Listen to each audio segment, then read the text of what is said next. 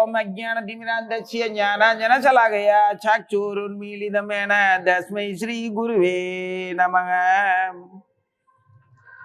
பகவத்கீதை 4வது அத்தியாயத்தில் 29, 30 2 ஸ்லோகமும். முந்தைய ஸ்லோகத்தில் ஒவ்வொருத்தரும் ஒவ்வொரு விதமாக யஜ்யம் பண்ணுறதா, வேள்வி நடத்திக்கிறதா சொன்னாங்க. வேள்வி இல்லாமல் யாரும் இந்த உலகத்திலேயோ பர உலகத்திலேயோ வாழ்றதே முடியாது. இந்த உலகத்திலேயே அவன் நேர்மையாக சௌக்கியமாக வாழ முடியாதுங்கும்போது பரவலோகத்தை பற்றி, தேவலோகத்தை பற்றி, அவன் போகிற புனிதமான இடத்த பற்றி அவன் யோசிக்கிறதுக்கு ஒன்றுமே இல்லை. இங்கேயே ஒழுங்காக வாழலைன்னா அப்புறம் அங்கே போகிறதுக்கான வாய்ப்பு எப்படி கிடைக்கும்? அதனால உயர் உலகங்களுக்கு ஏற்றம் பெறுவதற்கான வழி ஜீவனுக்கு கிடையாது. இங்கே அவன் வேள்வியை தப்பாம செய்யணும். வேள்வி எல்லாவனுமே பண்ணத்தான் செய்யறோம். சுவாசமே வேள்வி தானே சொன்னோம்ல. அந்த மனதாலையும் புத்தியாலையும் தன் புலன்களை நடத்திக்கிறதுல வேள்வி நேர்த்தியாக நிறைவேற்றப்பட வேண்டும். அப்படி சொந்த ஆத்மாவுக்கே துரோகம் பண்ற மாதிரி இருந்தோம்னா அது வேள்வி ஆகாது. வேள்வியை கெடுக்கிற அசுர குணமாயிரும். விஸ்வாமித்திரரு ராம லக்ஷ்மணர்களை அழைச்சிட்டு போனது தாடகைங்கிற அந்த அசுரத்தனத்தை, வேள்வியை கெடுக்கிறதுல இருந்து அவங்கள காப்பாத்துறதுக்கும் வேள்வியை கெடுக்கிறவங்களை தடுக்கிறதுக்கும் அழிக்கிறதுக்கும் தான் அழைச்சிட்டு போனாரு. அவதார நோக்கமே அதுக்காகத்தான். அதே மாதிரி அவதாரம் தான் வரணும்னு இல்லை, பகவான் நாமமா அவதாரம் பண்ணி இருக்கிறார் நம்ம உடம்புல. அது பகவான் நாமத்தை நம்ம சொல்லும் போது நம்ம மன ராஜ்யத்துல வேள்வியை தடுக்கக்கூடிய புலன்கள்ங்கிற எதிரிகளை அந்த நாமமா இருக்கிற பகவான் அழிச்சிருவார். அப்போ வாழ்க்கைங்கிற வேள்வி தவம் நல்ல வாழ்க்கையா இருக்கும். அப்படி ஒவ்வொரு விதமா சொல்லிக்கிட்டு வந்தவர் இப்ப என்ன சொல்றாரு? வேறு சிலர் பிராணாயாமத்தை கொண்டு ஆகார நியமம் உள்ளவர்களாகி அபானத்தில் பிராணத்தை ஹோமம் செய்கின்றார்கள். சிலர் பிராணத்தில் அபானத்தை ஹோமம் செய்கின்றார்கள்.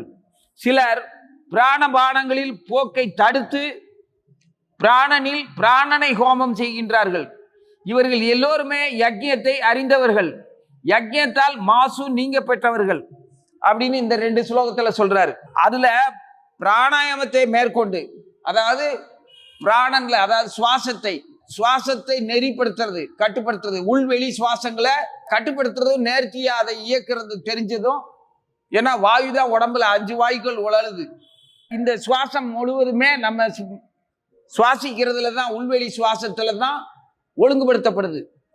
அதைத்தான் என்ன சொல்றாரு? பிராணாயாமங்கிறது பிராணனான ஜீவன் சுவாசிக்கிறத சொல்றாரு. இன்னொரு மதத்துல கூட வேற நாட்டு ஆச்சாரியர் ஒருத்தர் சொல்லியிருப்பாரு, சுவாசம் இல்லையாவும் கர்த்தரை துதிப்பதாகன்னு. அந்த நாட்டு நாகரிகத்தின்படி அங்க வசிக்கக்கூடிய மக்களுக்கு தெய்வீகத்தை உணர்த்தினவர் அவர். ஆனா அந்த தெய்வீகத்தை அவரையும் மதிக்காம அவரையே குற்றவாளியாக்கி அவரையும் பிராணாயாமத்துல அவர் சொன்ன அந்த படிப்பினையை ஒத்துக்காம அவருடைய பிராணனையே போக வச்சவங்க அந்த மக்கள். அப்பவும் அவர் உடலை விட்டுட்டு வெளியில போய் திரும்ப உடலுக்குள்ள அந்த பிராணாயாம சக்தியை பரீட்சார்த்தமா சோதிச்சு பார்த்தாரு. மக்களுக்கு சொல்லி கொடுக்கல. குட்டாம்போக்கெல்லாம் அவரையும் கும்பிடுறாங்க. எத்தனையோ சித்தர்கள்ல அந்த ஆளு ஒருத்தர். ஆனா அவர் தோற்று போயிட்டாரு. என்ன தோற்று போயிட்டாரு? தன்னுடைய பிராணாயாமத்தை தானே கடைபிடிச்சு சோதிச்சு பார்த்து அது பூரண வெற்றிதாங்கிறத அவர் உணராம அந்த மக்களுக்கு கொடுக்கவும் முடியாம அவர் மட்டுமே போயிட்டார். அவரும் வெற்றி பெறல. இந்த மக்களுக்கு கொடுக்கணுங்கிற முயற்சியிலையும் வெற்றி பெறல. ஏன்னா சீடர்களாலேயே துவம்சம் செய்யப்பட்ட, அழிக்கப்பட்ட குருமார்கள்ல அவரும் ஒருத்தர். பாவம், அந்த மாதிரி நிறைய பேர் போயிருக்காங்க. சீடர்களாலேயே அழிக்க முடியாத குரு யாருன்னா ராமானுஜர் ஒருத்தர் தான். அவரை மட்டும் சீடர்களுடைய அபவாதத்தினால, அகங்காரத்தினால, அமர்க்களமா தன்னைத்தானே கொண்டாடிக்கிற அகங்காரத்தினால ராமானுஜாச்சாரியரை மட்டும், உடையவரை எம்பெருமானை மட்டும், பாஷ்யக்காரரான அவரை மட்டும் எவனாலையும் கெடுக்க முடியல. அவரும் அவருடைய பரிவாரங்கள், மணவாள மாமுனிகளோ மதுரகவி ஆழ்வாரோ இவங்களை மட்டும்தான் வெற்றி பெற்றிருக்காங்க. அதுல முதல்ல வெற்றி பெற்றவர் புரட்சிகரமானவர் ராமானுஜாச்சாரியர் மட்டும்தான். ஏன்னா அவர் ஆதிசேஷனுடைய அம்சம். இந்த புவியை பூரா தாங்குறவர். இந்த பிரபஞ்சத்தையே, கோடான் கோடி பிரபஞ்சத்தை சாதாரணமா உங்க தலையில ஒத்த கடுகு வச்சோம்னா எப்படி இருக்கும்? இருக்கிறதே தெரியாதுல்ல. ஒரு மயிலிறகு வச்சா எப்படி இருக்கும்? சுமை இல்லாம. கிருஷ்ணன் சுமந்துக்கிட்டு இருக்கான் மயிலிறகு, கஷ்டப்பட்டு சுமக்கிறாருன்னு அர்த்தம். மயிலிறகுல இருக்கிற வண்ணங்கள் எண்ணங்கள் எல்லாமே மொத்த பிரபஞ்சத்தினுடைய எண்ணங்கள், உயிர்களுடைய எண்ணங்கள் தான் அது. உயிர்களுடைய சேவையும் ஆசையும் பாசமும் சுமையும் தான் பகவான் மயிலிறகா சூடி இருக்காரு. அவருக்கு அழகுக்கு அழகு கூட்டுறதா தன்னுடைய பக்தர்களுடைய எண்ணங்களையும் செயல்களையும் அவர் தலைமையில தாக்கி இருக்கிறார். அதுவே அவருக்கு ஒரு அழகா இருக்கு. அது அவருக்கு சுமைன்னு சொல்ல முடியுமா? அதே மாதிரி தான் ஆதிசேஷன் தலையில் இருக்கக்கூடிய இந்த கோடான் கோடி பிரபஞ்சம். அந்த அம்சத்துல பிறந்த ஒரு லக்ஷ்மணனுக்கும் பலராமருக்கும் இது ஒரு சுமை இல்லை. அந்த அம்சமா அவரு தோன்றினதுனால ராமானுஜாச்சாரியரால அவரை சீடர்களால ஒன்றும் பண்ண முடியல. அத்தனை சீடர்களையும் அவர் வசப்படுத்தி சரிப்படுத்திடுறார். ஆனா அவருடைய சீடர்கள் எல்லாம் இன்னைக்கும் அப்படித்தான் இருக்கிறோம். என்ன வணங்குறோம்? ஆச்சாரியனுக்கு தகுந்த மாதிரியான வாழ்க்கையோ எண்ணமோ சொல்லோ செயலோ சிந்தனையோ இருக்குதா? இருக்கிற மாதிரி நம்ம நினைச்சுக்கிறோம். ஆனா நமது குரு மகிழ்ச்சி அடைகிற மாதிரி நம்மளால நடந்துக்க முடியல.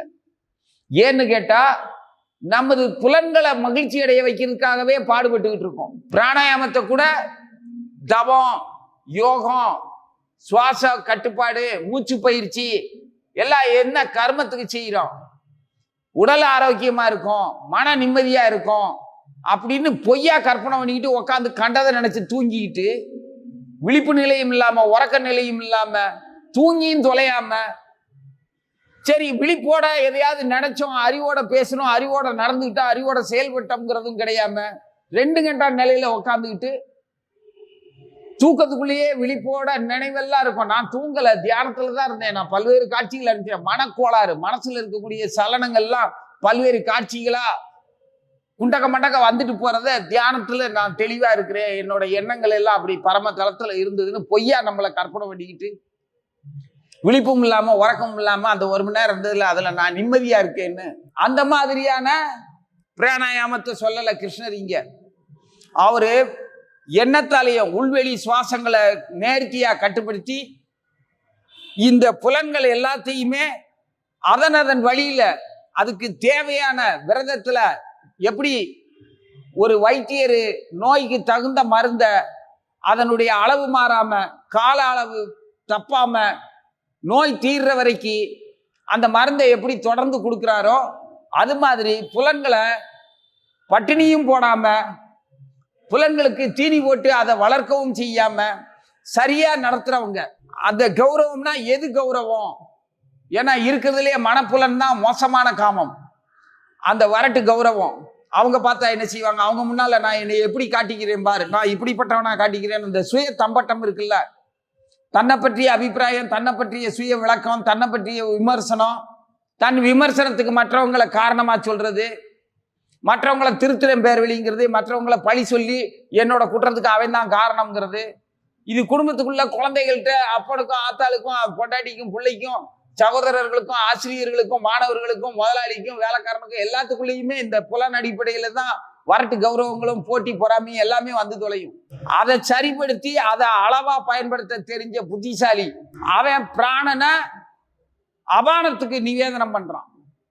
அபானங்கிறது இந்த உலகியல் இன்ப நுகர்வு.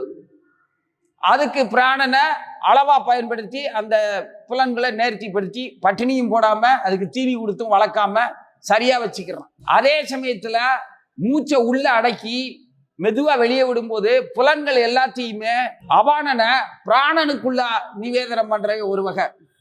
இப்ப அப்படித்தான் சொல்றாரு, அபானத்தில் பிராணத்தை ஹோமம் செய்கிறார்கள் சிலர், பிராணத்தில் அபானத்தை ஹோமம் செய்கிறார்கள் சிலர். பிராணபானங்களில், பிராணபானங்கள்ங்கிறது இந்த தொழில் பண்ணுதுல 5 புலன்களும், அதுக்கு இந்த உயிருங்கிற ஒண்ணு, பிராணங்கிற ஒண்ணு தானே, வாயு தானே வாயில ரசத்தையும், நாக்குக்கு மூக்குக்கு கண்ணுக்கு பார்வைக்கு எல்லாத்துக்குமே ரசத்தையும் ரசனையும் காட்சியில ஏற்படக்கூடிய அந்த சுகபோக எண்ணங்களுக்கும் ஆதாரம் உள்ள இருக்கிற அந்த வாயுக்கள். சுவாசத்தினாலதான் இந்த ரசனையே வருது.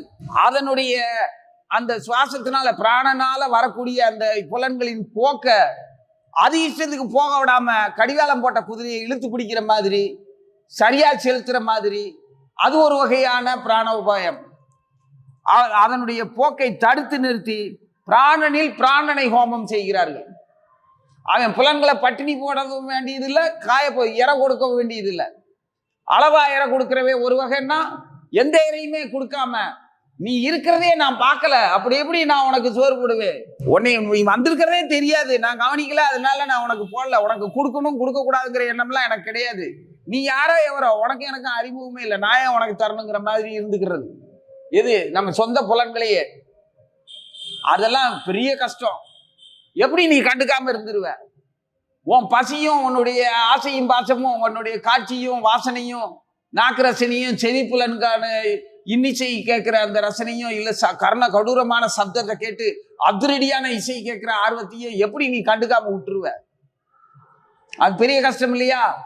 ஆனா ஆச்சாரியன் திருவடியில மனசை சரணம் அடைய வச்சிட்டோம்னா ரொம்ப சுலபம். அது இருக்கிறதையே கவனிக்கலைன்னா முடிஞ்சு. இருக்கிறத கவனிச்சு நெறிப்படுத்துறத விட பிராணனை பிராணன்லயே ஹோமம் பண்ணிட்டு புலன்களை பத்தி அக்கறையே இல்லாம கண்டுக்காம விட்டுட்டோம்னா அது எவ்வளவு பெரிய பாக்கியம். அந்த மாதிரி செய்வாங்கன்னு 3 விதமா சொல்றாரு. இவர்கள் எல்லோருமே வேள்வினா என்ன, யஜ்யம்னா என்னங்கிறது தெரிந்தவர்கள்ங்கிறார். யஜ்யத்தால் மாசு நீங்க பெற்றவர்கள். மாசுங்கிறது என்னது? ஜீவனை மூடி இருக்கக்கூடிய அழுக்கு, ஆசை, மமகாரம், அகங்காரம், அந்த அகந்தை, அந்த இன்ப நுகர்ச்சிக்கான ஏக்கம். நான் சாமி கும்பிட்டு எப்படி பக்தனாகி எவ்வளவு பணக்காரன் ஆயிட்டேன், எவ்வளவு புத்திசாலி ஆயிட்டேன், ஏதோ பெருமாள் கிருபையினால நான் இவ்வளவு சக்தி வச்சிருக்கிறேன், இவ்வளவு சொத்து வச்சிருக்கேன்னா இப்படி பொய்யா? இதுக்கு காரணம் பெருமாளா? அவனோட முந்தைய கர்மா மூட்டையா இருக்குது. எவன் சொத்தம் இல்லாம அவன் வச்சிருக்கான். அடுத்தவன் கர்மாவெல்லாம் சுமக்கிறோங்கிறது எந்த பணக்காரனுக்கும் தெரியவே மாட்டேங்குது.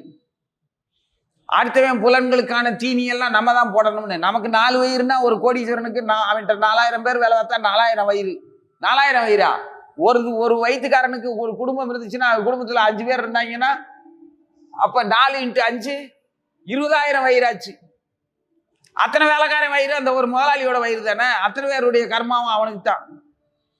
இது ஒரு வகையான கொண்டாட்டம். அவனை பல தடவை ஆடா கோழியா அவன் பிறந்திருக்கும் போதெல்லாம் காளியாத்தா கருப்புசாமி முனியாண்டிக்கு வெட்டி வெட்டி பலி கொடுத்து எல்லாவனும் தின்றிருப்பான். அவங்க எல்லாம் இன்னைக்கு கொண்டாடுறாங்க. அவங்க தான் புகழ் பெற்றவங்களாவும் சொத்துக்காரங்களாவும் முதலாளியாவும் கொஞ்ச நாள் சொகுசா வாழ்ற மாதிரி ஒரு காட்சி, ஒரு மாயை. அவன் எத்தனை தடவை மாரி முன்னாலையும் காளி முன்னாலையும் முனியாண்டி முன்னாலையும் கருப்புசாமி முன்னாலையும் பலியானானோ, பலியாகி தன் தேகத்தை இறையா கொடுத்துருப்பான். அதை மனுஷங்க தின்றுப்பாங்க. அவங்க எல்லாம் கொண்டாடுற மாதிரி அவன் புகழ் பெற்ற ஒரு தலைவனாவோ ஒரு கலைஞனாவோ ஒரு நடிகனாவோ எல்லாருடைய புலன்களையும் தூண்டி விடுற ஒரு அயோக்கியனாவோ பிறப்பான். அவனுக்கு புகழ் செல்வம் எல்லாமே கிடைக்கும்.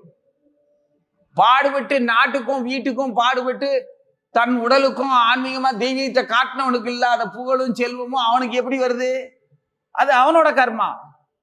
பாவம் எத்தனை தடவை செத்து தன் உடலை மற்றவனுக்கு திங்க கொடுத்துருப்பான். அவன் அப்படித்தானே வாழுவான். அவனுக்காக சரி நல்லா இருக்கட்டும் அப்படின்னு சொல்லி வாழ்த்தவும் வேண்டியது இல்லை. எப்பேற்பட்ட புகழ்னு சொல்லி என் இதே தெய்வமே அப்படின்னு கொண்டாடுற கேணத்தனமான வேலையும் செய்யக்கூடாது. உண்மை புரியாம புலம்புறது.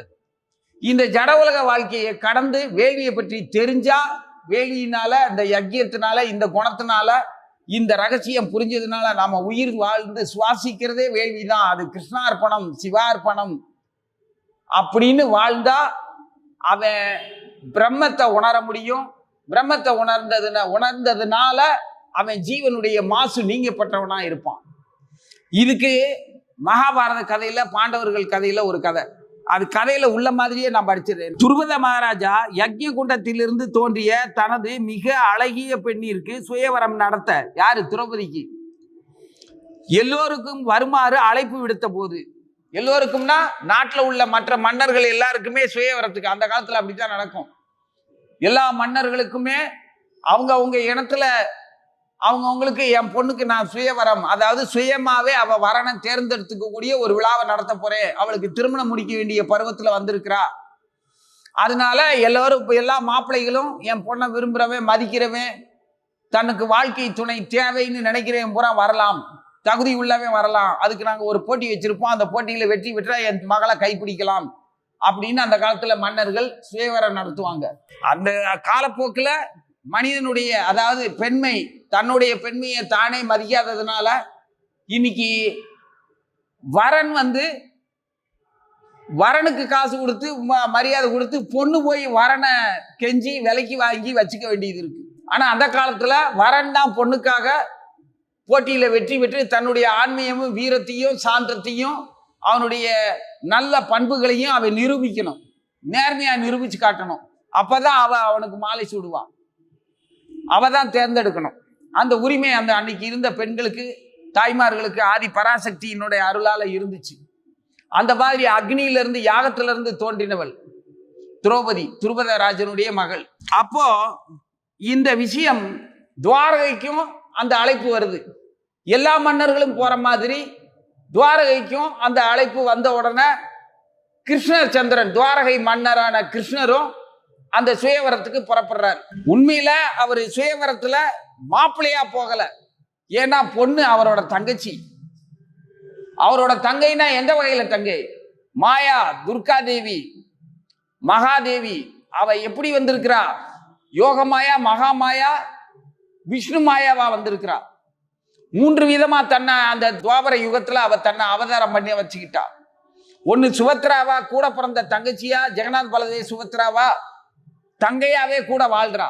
இன்னொரு மாயா யாருன்னா திரௌபதியா அக்னியிலிருந்து தோன்றி இருக்கிறா, அவதான் மகாமாயா. விஷ்ணு மாயா கூட சுபத்ராவா இருக்கா. யோக மாயா கம்சன் இடத்துல இருந்து அப்பவே உன்னைய கொல்றதுக்கு ஒருத்தன் வளர்றான்னு சொல்லிட்டு மறந்துட்டான். அவ யோகமாயா யசோதைக்கு மகளா பிறந்து தேவகி வீட்டுக்கு வந்து கிருஷ்ணனை இடமாத்தி வச்சுட்டு அவ மறைஞ்சிட்டான். அப்ப 3 வகையா வந்தவளும் இவரோட தங்கச்சி. இவருடைய உள் ஆற்றலுடைய ஆனந்த சக்தி எப்படி மகாலட்சுமி ஆச்சோ அதே மாதிரி அதி வியப்பான வீர சக்தி துர்காவா ஆச்சு.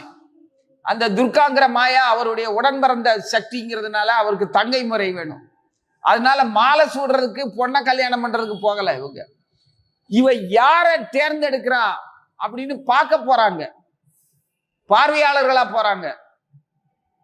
விண்ணப்பம் அவங்க மன்னரா மாப்பிள்ளையா நாங்க கலந்துக்கிறோம்னு அவங்க விண்ணப்பிக்கல, நாங்க விருந்தினர்களா வர்றோம், அவ யாரையும் தேர்ந்தெடுக்கிறத பார்க்க போறோம்னு. அப்போ பலராமர் பார்க்கிறாரு, என்னடா சுயவரத்துக்கு புறப்படுற அப்படின்னு பாக்குறாரு. பலராமருக்கு அண்ணன் பாக்குறாரு, இல்லைன்னா நம்ம பார்க்க தான் போறோம், அவ யாரை தேர்ந்தெடுக்கிறான்னு பார்க்கணும்னா அப்படின்னா அவர் சொல்றாரு, அவ பரமாத்மாவுக்கு சொந்தமானவனா ஒரு நரன், ஒரு மனிதன் இருந்தா அவனைத்தான் அவ தேர்ந்தெடுக்க முடியும். அப்படி பரமாத்மாவுக்கு தன்னை சொந்தமாக்குன ஒரு நரன் யார் இருக்கா உனக்கே தெரியும்ல, அவனைத்தான் அவ தேர்ந்தெடுப்பா. இதை போய் பார்க்க வேண்டியது என்ன இருக்குன்னு பலராமர் சொல்றாரு.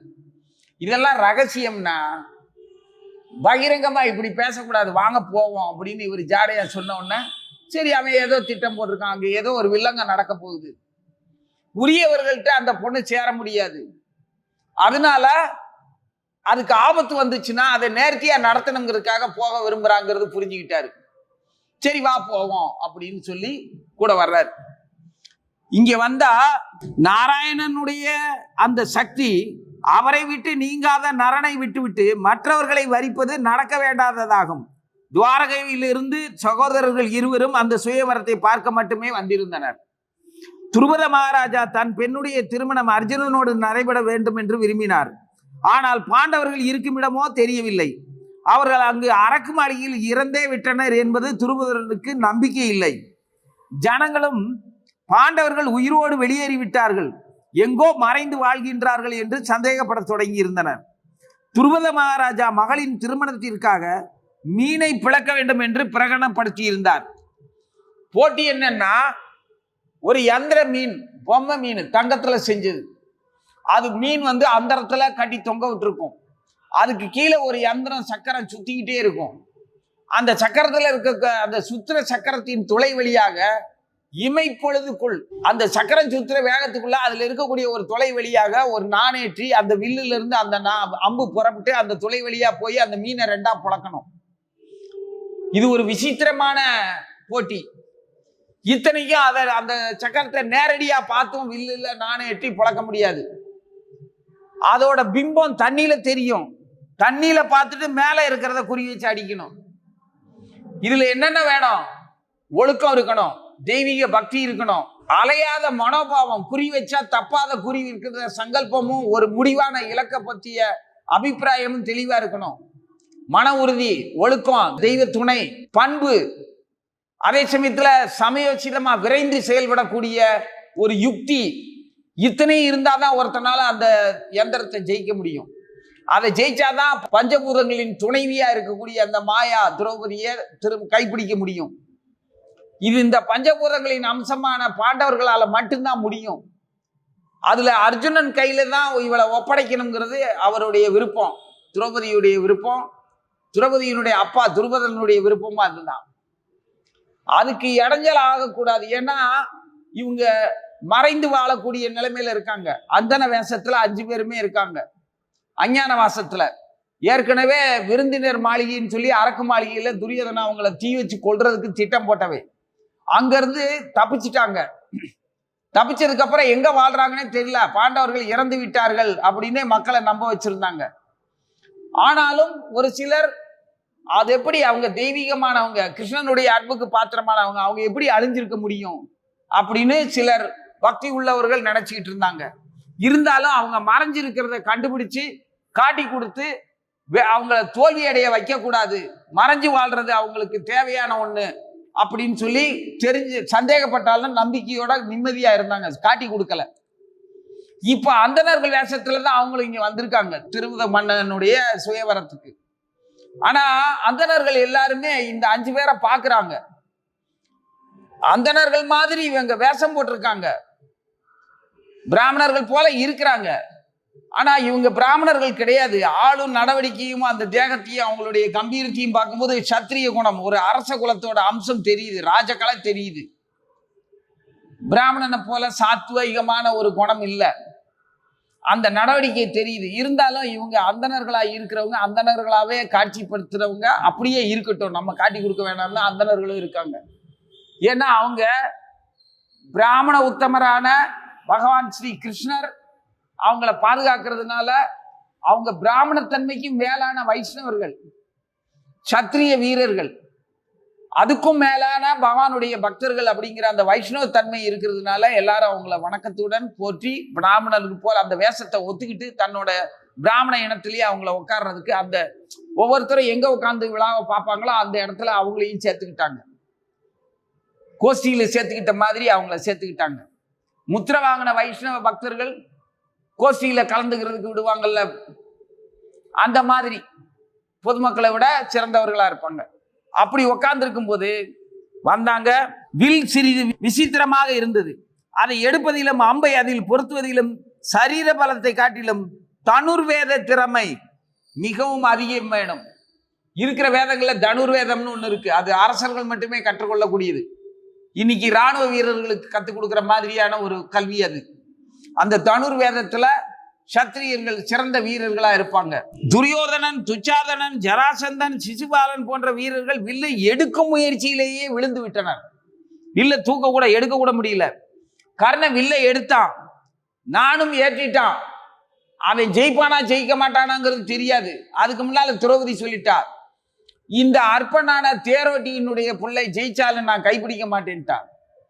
அவனுக்கு கோவம் வந்து முறைச்சு பார்த்துட்டு வில்ல கீழே போட்டுட்டு போயிட்டான். பாண்டவர்கள் இந்த மகோத்சவத்தை காண்பதற்காக ஏகசக்கரா நகரத்தில் இருந்து வந்திருந்தனர். வழியிலேயே நிறைய அந்தணர்களின் அறிமுகம் ஏற்பட்டது. அவர்களுடன் இவங்க வந்ததுக்கு அப்புறம் ஒரு குயவனோட வீட்டுல குந்தி மகாராணியை உட்கார வச்சுட்டு தங்கி இருக்க வச்சுட்டு இவங்க மட்டும் 5 பேரும் வந்திருக்கிறாங்க. எல்லா மன்னர்களும் அவநம்பிக்கை அடைந்து உட்கார்ந்து விட்டனர். வில்லை தூக்கும் முயற்சியில் மற்ற மன்னர்கள் எல்லோரும் விழுந்து விட்டதால் வெட்கமுற்று ஜராசந்தன் சென்று விட்டான். கடைசியில் அர்ஜுனன் எழுந்தான். அந்த வாலிபனை கண்டதும் அந்தணர்களிடையே அனுகூல பிரதிகூல சர்ச்சைகள் கிளம்பின. எழுந்துச்ச உடனே என்ன இவன் எதுக்கு பிராமணன், இவன் ஏன் எழுந்திருச்சு போறான், மன்னர்களுக்கு கூட இவன் ஏன் போட்டி போடுறான் அப்படின்னு சில அந்தணர்கள் விவரம் தெரியாம புலம்புறாங்க. அது பிரதிகூலம். அனுகூலங்கிறதே ஆஹா, மன்னர்களால சத்திரினால் உள்ள நம்ம பிராமண இனத்தை சேர்ந்தவன் அந்தணர்கள்ல ஒருத்தன், ஒரு வாலிபன், இவன் கண்டிப்பா ஜெயிப்பான், கடவுளே அவன் ஜெயிக்கணும், கிருஷ்ணா அவனுக்கு வெற்றி பெறவை அப்படின்னு ஒரு சிலர் பேசுறாங்க. இவனுக்கு வெற்றி கிடைக்க வேண்டும் என்று ஆசீர்வதித்தனர். ஸ்ரீ கிருஷ்ணர் அண்ணனை பார்த்த பார்வை, தாங்கள் இவன் யார் என்று புரிந்து கொண்டீர்களா என்பது போல் இருந்தது. அர்ஜுனன் சுலபமாக வில்லை எடுத்தார், நாணேற்றினார். முதல் அம்பிலேயே லட்சியத்தை மீனை அடித்து வீழ்த்தினார். அவர் வில்லுக்கு அருகில் சென்று அதை முதலில் வலம் வந்தார். இறைவன் சங்கரனுக்கும் ஸ்ரீ கிருஷ்ணனுக்கும் வணக்கம் செலுத்தினார். அதுதான் முதல் பண்பு. எந்த ஒரு செயலையுமே சிவார்ப்பணம் கிருஷ்ணார்ப்பணம்ட்டு ஒருத்தர் தன்னிலை மறந்து இறைவன் திருவடியை நினைச்சு அந்த செயல்ல இறங்கினா அது பூரண வெற்றியாகும். அது சின்ன செயலா பெரிய செயலா, இதுக்கு போய் எதுக்கு சாமி உண்டுகிட்டு அப்படிலாம் இருக்கக்கூடாது. விக்ன விநாயகா அப்படின்னு முதல்ல விக்னேஸ்வரர்கிட்ட வணங்கிடணும். திரும்ப திரும்ப நான் விநாயகர் ரகவில இருந்து அதைத்தான் சொல்லுவேன். வேடமும் நீரும் விளங்க நிறுத்தி கூடும் மெய்த்தொண்டர் குலாத்துடன் கூட்டி தன் கொண்ட வாழ்வின் லட்சியம் என்னங்கிறதுக்கு தகுந்த மாதிரியான தன்னுடைய தோற்றத்தை வச்சுக்கணும். அதுல எந்த அசூயையோ வெக்கமோ பயமோ ஒரு பெருமையோ இருக்கக்கூடாது. யூனிஃபார்ம் போடுறதுல, ஒரு காவல் வீரனுக்கு யூனிஃபார்ம் போடுறதுல, சீருடை அணிகிறதுல வெக்கம் வந்துச்சுன்னா, பயம் வந்துச்சுன்னா, தற்பெருமை வந்துச்சுன்னா அந்த வேலை விளங்காது. அதுல ஒரு திருப்தியும் மரியாதையும் பாசமும் இருக்கணும். அப்பதான் அந்த வேலை விளங்கும். அதே மாதிரி ஒரு ஆன்மீகத்துல இருக்கிறவன் அவனுடைய தோற்றத்திலையும் அவன் தன்னுடைய வேடத்தை எப்படி வச்சுக்கணுமோ அந்த இதுல அவனுக்கு திருப்தியும் நிறைவும் வெக்கம் இல்லாததும் பயம் இல்லாததும் தற்பெருமை இல்லாததுமா கம்பீரமா இருக்கணும். புரியுதா? தேசியமும் தெய்வீகமும் எனது இரு கண்கள்னு சொன்ன தலைவர் அலங்காரம் இல்லாம நெத்தி நிறைய பட்டை அடிச்சு நிறைஞ்ச நீர் இல்லாத நெற்றி பால்ங்கிற மாதிரி அவர் பாலான நெற்றியை அவர் பார்க்கவே முடியாது. நெற்றி நிறைய விபூதி பூசி இருப்பார். அந்த மாதிரி எப்பவுமே ஆச்சாரியர்கள் திருமணிட்டு இருப்பாங்க. உடல் முழுவதுமே அங்கம் முழுவதும் அந்த பெருமாளை இலை பண்ற மாதிரி அங்கங்க ஸ்தானத்துல அங்கத்துல எல்லாம் வச்சிருப்பாங்க. அங்க துளைக்கி அப்படிங்கிறது முக்கியம். கந்தசஷ்டி கவசத்துல கூட வரும்.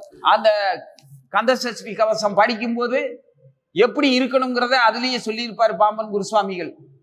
அந்த மாதிரி முதல்ல இவன் வலம் வரும்போது ஒரு பிராமண தோற்றத்துல இருக்கான். எடுத்த உடனே சாமி கும்பிட்டு இருக்கான் பாரு அப்படின்னு எல்லா வீர பெருமையில இருக்கக்கூடிய வீரம் இல்லாத வரட்டு வீரர்கள், வாய்ச்சவடால் வீரர்கள், அகங்காரத்திலேயே ஆணவத்திலேயே வணங்கும் போது, இறைவனை வணங்கும் போது, சங்கரனையும் கிருஷ்ணனையும் அவன் வணங்கி வலம் வரும்போது மனசுல அவன் என்ன நினைச்சு வணங்குறாங்கிறது தெரியாம இவங்க எல்லாம் கேலி பண்ணாங்க, சிரிச்சாங்க ஏளனமா. அதுக்கப்புறம் அதெல்லாம் அவன் பொருட்படுத்தவே இல்லை. அர்ஜுனன் மீனை பிளந்ததும் எல்லோரும் கோபம் உற்றனர். அப்பதான் கோபம் வருது. என்னடா மன்னர்களாலேயே முடியல, இந்த பிராமண பையன் பாப்பம் அடிச்சிட்டான் அப்படின்னு சொல்லி உடனே கோபம் வருது, சண்டைக்கு வந்துட்டாங்க. இதைத்தான் எதிர்பார்த்து வந்தாரு கிருஷ்ணர். இப்படி நடந்துக்குவாங்கன்னு அவருக்கு தெரியும். அந்தணர்கள் மகிழ்ச்சி அடைந்தார்கள். சத்திரிய வீரர்களுக்கு தான் கோபம் வந்துச்சு. தங்கள் மேல் துணியை பறக்க விட தொடங்கினர். சந்தோஷத்துல அவங்க தோல்ல இருக்கக்கூடிய துண்டுகளை அப்படி வீசி எறிஞ்சு வெற்றி முழக்கம் விடுறாங்க. அந்த பண்பு இன்னைக்கும் கூட இருக்குது. ஏதாவது உற்சாகம்னா கையில கிடைச்சது துணியை தூக்கி போடுவானுங்க, பூக்களை அள்ளி போடுவாங்க. அந்த மாதிரி யுதிஷ்டர் எழுந்து சத்தம் இல்லாம நம்மளை பஞ்ச பாண்டவர்கள்ங்கிறது உலகத்துக்கு தெரிஞ்சிடக்கூடாது அப்படிங்கிறதுக்காக தன்னுடைய நகுல சகாதேவனுடன் தன் இருப்பிடத்திற்கு சென்று விட்டார். துருபதன் அர்ஜுனனை ஆமோதிக்க தீர்மானித்துக் கொண்டார். இதை கண்ட துரியோதனாதிகள் துருபதனை தாக்கினார்கள். ஆனால் பீமசேனனும் அர்ஜுனனும் முன்னால் வந்து நின்றனர். சண்டை தொடங்கிவிட்டது. மற்ற அரசர்கள் அனைவரும் சீக்கிரமே தோற்றுவிட்டனர். பீமசேனனை சல்லியன் தடுத்தான். ஆனால் விரைவில் பீமன் அவனை கீழே தூக்கி எறிந்து விட்டான். அர்ஜுனனது அம்பால் கர்ணன் துன்பம் அடைந்தான். அவன் அவர்களை அந்தணன் என்று எண்ணி சண்டையிடும் திறனை புகழவே அர்ஜுனன், நீங்கள் தைரியமாக சண்டையிடலாம், எனக்கு குருவின் அருளால் இந்திராஸ்திரமும் பிரம்மாஸ்திரமும் கூட கிடைத்துள்ளது என்றார். பிரம்மாஸ்திரத்தை அறிந்த எதிரி ஜெயிக்க முடியாதவன் என்பதை அறிந்த கர்ணன் சண்டையிலிருந்து விலகி ஓடிவிட்டான். அதுவரை ஸ்ரீ கிருஷ்ணச்சந்திரர் தமையனுடன் நடுநிலையில் இருந்து அமைதியாக பார்த்து கொண்டிருந்தவர் அப்போது அருகில் வந்தார். மற்ற அரசர்களிடம் அவர், இந்த வாலிபன் நியாயமான முறையில் அரசகுமாரியை அடைந்திருக்கின்றான், எனவே இவனுடன் சண்டை போடுவது சரியில்லை என்று உரக்க கூவினார். ஸ்ரீ கிருஷ்ணர் பணிவுடன் இதை எடுத்து கூறிக்கொண்டிருந்த பொழுது அரசர்களின் குழு முதலிலேயே ஊக்கம் இழந்திருந்தது. இந்த பிராமணிய தேவர், இந்த கிருஷ்ணர் எந்த வினாடியிலும் கையில் சக்கரம் தாங்கிய அந்தணர்களின் பக்கம் சேர்ந்து கொண்டு விடுவார். தம்பி யுத்தத்தில் இறங்கிவிட்டால் அண்ணன் கையில் ஏரையும் முதல ஆயுதத்தையும் ஏந்த அதிக நேரம் பிடிக்காதே என்பதை அறிந்து கொண்டனர். கிருஷ்ண யுத்தத்துல இறங்கிட்டா பலராமர் அண்ணன் சும்மாவா இருப்பாரு? அவர் கலப்பை எடுத்தாருன்னா நாளே என்ன ஆகும் தெரியாது. அப்படி பலராமருடைய கோபத்துக்கு ஆளாயிடக்கூடாதுன்னு எல்லாவனும் அடங்கிட்டான். கிருஷ்ணனுடைய பேச்சை ஏற்றுக்கொண்டு தங்கள் வீட்டிற்கு அனைவரும் திரும்பினர். அர்ஜுனனும் பீமசேனனும் அந்தணர்கள் சூழ அரசகுமாரியையும் அழைத்துக் கொண்டு தங்கள் தங்கியிருந்த கோயவனின் வீட்டிற்கு சென்றனர். அந்தணர்கள் விடைபெற்றவுடன் அண்ணனுடன் ஜனார்த்தனன் வந்து சேர்ந்தார். குந்தி தேவியையும் யுதிஷ்டரையும் காலில் விழுந்து வணங்கி அறிமுகப்படுத்தி கொண்டார். நான் தான் கிருஷ்ணன், என்னை தெரியுதா? பாண்டவர்கள் அன்போடு அவரை வரவேற்றனர். இறைவா, நாங்கள் இங்கு மறைந்தல்லவா வாழ்ந்து கொண்டிருக்கிறோம், தாங்கள் எப்படி அறிந்து கொண்டீர்கள் என்று கேட்டார் யுதிஷ்டர். தர்மர், நாங்க ஒளிஞ்சிட்டுல வாழ்ந்தோம், எப்படி மாப்பிள்ளை எங்களை கண்டுபிடிச்ச அப்படிங்காரு. பாண்டவர்களின் கிருஷ்ணா பலராமர் இடையே முதல் சந்திப்பு இதுதான். பாண்டவர்கள் இந்த சமயம் சாதாரண அந்தன வேடத்தில் இருந்தனர். அதனால் தர்மராஜனுடைய இந்த கேள்வி உசிதமானதுதான். ஸ்ரீ கிருஷ்ணச்சந்திரன் சிரித்து கொண்டே, அக்னி சாம்பலால் மறைக்கப்பட்டிருந்தாலும் கூட அதை தேடுவது கடினம் அல்ல. அர்ஜுனன் குறிபார்த்து அம்பெய்தும் திறனை வெளிப்படுத்தியதும், பீமசேனனுடன் சேர்ந்து வீரத்தை காட்டியதும் பாண்டு புத்திரர்களை தவிர வேறு யாரிடமும் இந்த வீரத்தை காண முடியாது அப்படின்னு கிருஷ்ணர் சிரிச்சுக்கிட்டே சொல்றார். துரியோதனனும் அவனது மந்திரி புரோசனனும் செய்த தீய உடன்படிக்கை வீணாகிவிட்டது. இதற்காக சகோதரர்கள் இருவரும் சந்தோஷப்பட்டனர். கிருஷ்ணச்சந்திரனும் பலராமரும், நாங்கள் இங்கு அதிக நேரம் தங்கினால் மக்களுக்கு உங்களிடம் தெரிந்துவிடும் என்று கூறி கிருஷ்ணச்சந்திரன் விடைபெற்றார். தன் கூடாரத்திற்கு சென்று விட்டார். ஏனென்றால் துருவத மன்னன் என்ன செய்ய விரும்புகிறார் என்பதை தெளிவாக தெரிந்து கொள்ள வேண்டியது அவசியமாக இருந்தது. அவர் தன்னுடைய முயற்சியாலேயே பாண்டவர்களின் அறிமுகம் பெற்று அவர்களுக்கு மதிப்பளிக்க வேண்டும். யாரும் சொல்லிக் கொடுக்காம துருவத மன்னனும் தானாவே கண்டுபிடிச்சு இவங்க பாண்டவர்கள் தான் அப்படின்னு தெரிஞ்சு அவன் மதிப்பு கொடுக்கணும். மற்றவங்களுக்கு அவங்கள காட்டி கொடுக்க கூடாது அப்படிங்கிறத புரிஞ்சுக்கிட்டு நாங்க ரொம்ப நேரம் இங்க இருக்க வேண்டாம்ட்டு பலராமனும் கிருஷ்ணனும் புறப்பட்டாங்க. துருவத மன்னர் எப்படி கலக்கம் இல்லாமல் இருப்பார்? அவருக்கு கலக்கம் ஆயிடுச்சு. ஏன்னா குலம் தெரியல, வீரம் தெரியல, குலம் சீலம் ஏது மரியாத ஒரு நபர் அவருடைய சபதத்தை நிறைவேற்றி அவரது மகளை அழைத்து சென்று விட்டான். ஆதலால் அவர் விவரம் அறிந்து வருவதற்காக தன் புதல்வனை பணியாட்களோடு அனுப்பியிருந்தார். திருஷ்டத்தும்னுடைய முயற்சியால் திரௌபதியை அழைத்து சென்றவர்கள் சத்திரிய குமாரர்கள் என்ற சந்தேகம் உண்டாகியது. அரச மாளிகைக்கு அழைத்து வந்து கேட்டதும் அறிமுகம் கிடைத்து விட்டது. துருவத மன்னர் வியாச பகவான் கூறியபடி 5 சகோதரர்களுக்கும் தன் மகளை மணமுடித்து தந்தார். கிருஷ்ணர் பெருமளவில் செல்வம், ரத்தினங்கள் ஆகியவற்றை தர்மராஜனுக்கு பரிசாக அளித்தார். மொய் செஞ்சிட்டார் பகவான். எல்லா மொய்யும் அவங்களுக்கு 5 பேருக்கும் புது மாப்பிள்ளைகளுக்கு. இந்த பஞ்சபூதங்களின் அம்சமா மாயா துணைக்கு வந்து சேர்ந்துட்டான். இவங்க சூதாடி நாடு இழந்து நகரம் இழக்கிறதெல்லாம் இனிமேதான். இப்பதான் கல்யாணம் ஆயிருக்கு. இவங்களை பங்காளிகளை அழிக்கிறதுலயே குறியா இருந்தான் துரியோதனன். அந்த தந்திரத்திலிருந்து தப்பிச்சு ஒளிஞ்சு வாழ்ந்துகிட்டு இருக்காங்க. இதுக்கப்புறம் தான் மற்ற மகாபாரத கதை. இந்த கதையில இருந்து நம்ம இன்னைக்கு படிச்சதுல என்னன்னா, பிராணன்ல அபானனையும், அபானன்ல பிராணனையும், பிராணனை பிராணன்லையும் செலுத்துற அந்த வேள்வி. இந்த கதையை சிந்திச்சோம்னா அவரவர் இதயத்தில் இருக்கக்கூடிய பரமாத்மா அவனுடைய உதவியினால, குரு கடாட்சத்தினால நமக்கு வேள்வியான வாழ்க்கை, நியாயமான, ஒழுக்கமான, நேர்மையான, புலன் திருப்தியான, புலன் வேட்கைக்கு இயங்காத, புலனை ஒதுக்கி தள்ளாத, விரோதம் இல்லாத, தன் உலக வாழ்க்கைக்கு, நேர்மையான வாழ்க்கைக்கு விரோதம் இல்லாத ஒரு வாழ்க்கையை அந்த பகவான் கிருஷ்ணச்சந்திரன் வழங்குவாராக. ஓம் நமோ பகவதே வாசுதேவாய.